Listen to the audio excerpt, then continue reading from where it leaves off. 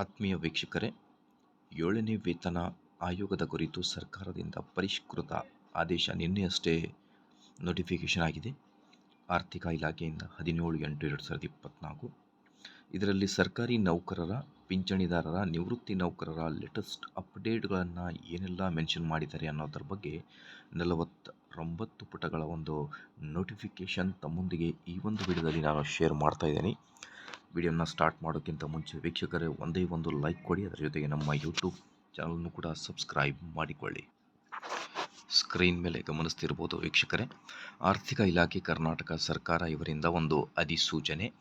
ಇದರಲ್ಲಿ ಬಹಳಷ್ಟು ಇಂಪಾರ್ಟೆಂಟ್ ಇನ್ಫಾರ್ಮೇಷನ್ಸ್ಗಳಿವೆ. ಈಗ ನಾವು ಡಿಸ್ಕಸ್ ಮಾಡ್ತಾ ಇರೋದು ಪ್ರೆಸೆಂಟಾಗಿ ಸರ್ಕಾರಿ ನೌಕರರು ಏನು ವರ್ಕ್ ಮಾಡ್ತಾ ಇದ್ದಾರೆ ಮತ್ತು ಪಿಂಚಣಿದಾರರು, ನಿವೃತ್ತಿ ಸರ್ಕಾರಿ ನೌಕರರ ಕುರಿತು ಈ ಒಂದು ಆದೇಶದಲ್ಲಿ ನೀಡಿರುವ ಮಾಹಿತಿಗಳಾದರೂ ಏನು ಅನ್ನೋದರ ಬಗ್ಗೆ.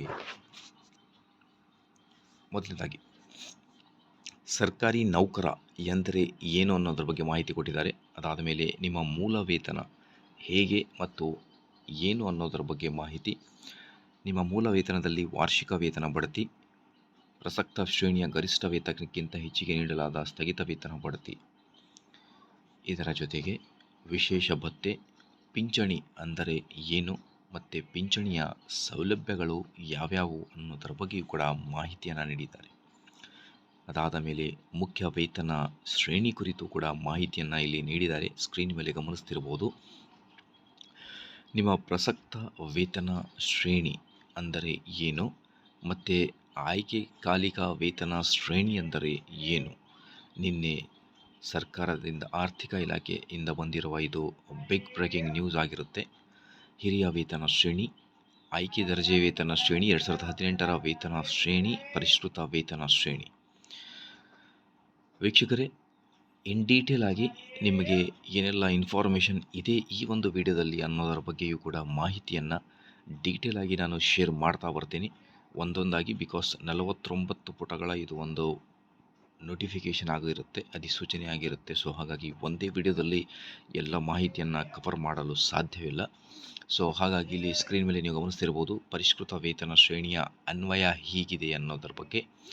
ಇದಕ್ಕೆ 2022ರ ಜುಲೈ 1ಕ್ಕೆ ಮುಂಚಿತವಾಗಿ ಸೇವೆಗೆ ಸೇರಿದ ಮತ್ತು ಆ ದಿನಾಂಕದಲ್ಲಿ ಸೇವೆಯಲ್ಲಿದ್ದ ಸರ್ಕಾರಿ ನೌಕರರ ಸೊ ಇಲ್ಲಿ ಡೀಟೇಲನ್ನು ನೀಡಿದ್ದಾರೆ, ಹೇಗೆ ಕ್ಯಾಲ್ಕುಲೇಟನ್ನು ಮಾಡಬಹುದು ಅನ್ನೋದ್ರ ಬಗ್ಗೆ ಲೆಕ್ಕಾಚಾರ. ಸೊ ಹಾಗಾಗಿ ಮುಂದಿನ ಒಂದು ವಿಡಿಯೋದಲ್ಲಿ ವೀಕ್ಷಕರೇ ನಿಮಗೆ 1 ಬೈ 1 ಆಗಿ ಇದರಲ್ಲಿ ಸರ್ಕಾರಿ ನೌಕರರು ಮತ್ತು ಪಿಂಚಣಿದಾರರಿಗೆ ಇರುವ ಎಲ್ಲ ಹೈಲೈಟೆಡ್ ಇನ್ಫಾರ್ಮೇಷನನ್ನು ನಾನು ನೋಟ್ ಮಾಡಿಕೊಂಡು ತಮ್ಮೊಂದಿಗೆ ಆ ಮಾಹಿತಿಯನ್ನು ಮುಂದಿನ ಒಂದು ವಿಡಿಯೋದಲ್ಲಿ ನಾನು ಶೇರ್ ಮಾಡುವ ಒಂದು ಪ್ರಯತ್ನವನ್ನು ಮಾಡುತ್ತೇನೆ. ಸೊ ಹಾಗಾಗಿ ಇಲ್ಲಿ ನೋಡ್ತಿರ್ಬೋದು ನೀವು, ನಿವೃತ್ತಿ ಅಥವಾ ಮರಣ ಕಾರಣದಿಂದ ಒಬ್ಬ ಸರ್ಕಾರಿ ನೌಕರರ 1ನೇ ಜುಲೈ 2022ರ ನಂತರ ಆದರೆ 31ನೇ ಜುಲೈ 2020ಕ್ಕಿಂತ ಮುಂಚೆ ಸೇವೆಯಲ್ಲಿರುವುದು ಸಮಾಪ್ತಿಗೊಂಡಲ್ಲಿ ಅವನ ಸೇವೆಯು ಸಮಾಪ್ತಿಗೊಳ್ಳುವ ದಿನಾಂಕಕ್ಕೆ ಹಿಂದಿನ ದಿನಾಂಕದಂದು ಪರಿಷ್ಕೃತ ವೇತನ ಶ್ರೇಣಿಯಲ್ಲಿ ಪಡೆಯುತ್ತಿದ್ದ ವೇತನವನ್ನು ಈ ಕೆಳಗೆ ಉಪಲಬ್ಧಗಳನ್ನು ಲೆಕ್ಕ ಹಾಕಲು ಪರಿಗಣನೆ ತೆಗೆದುಕೊಳ್ಳುವುದು ಅಂತ ಹೇಳ್ತಾ ಇದ್ದಾರೆ. ನಿವೃತ್ತಿ ವೇತನ ಮತ್ತು ಕುಟುಂಬ ಪಿಂಚಣಿಗಾಗಿ ಹೇಗೆ ಕ್ಯಾಲ್ಕುಲೇಟನ್ನು ಮಾಡಬಹುದು ಅನ್ನೋದ್ರ ಬಗ್ಗೆ. ಸಾರಿ ಫ್ರೆಂಡ್ಸ್, ಸೊ ಇದಾಗಿರುತ್ತೆ.